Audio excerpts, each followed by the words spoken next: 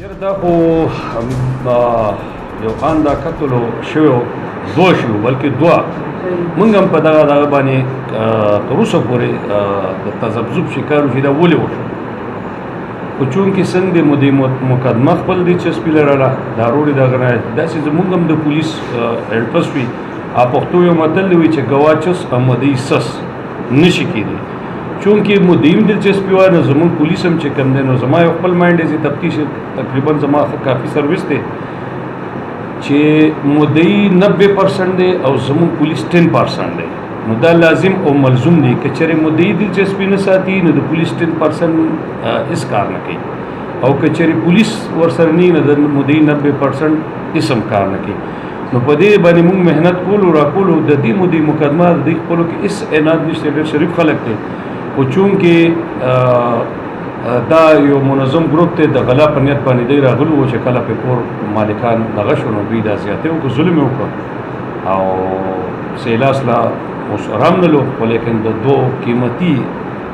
دغه انسانانو دغه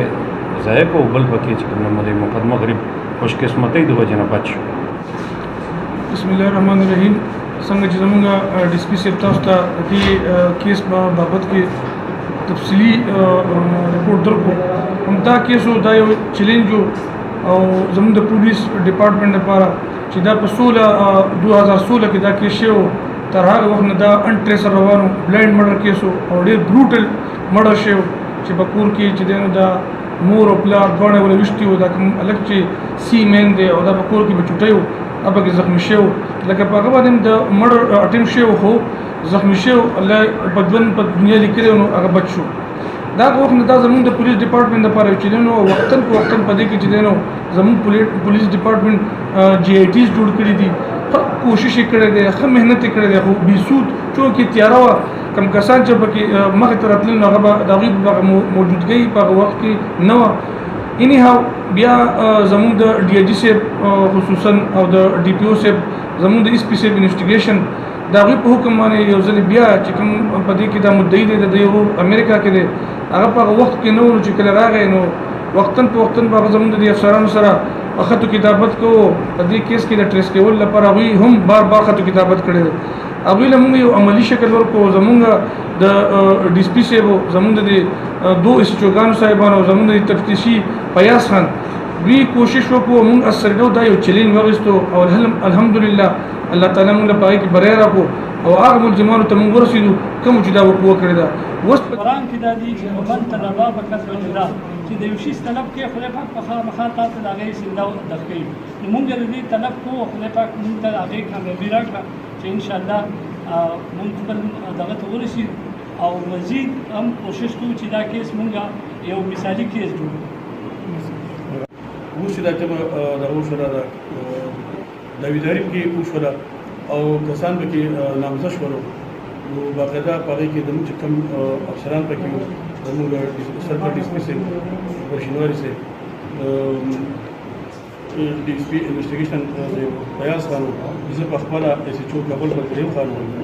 دا موږ دا کم دوه ملزمان چې اوس موجوده سره ارست کړي دو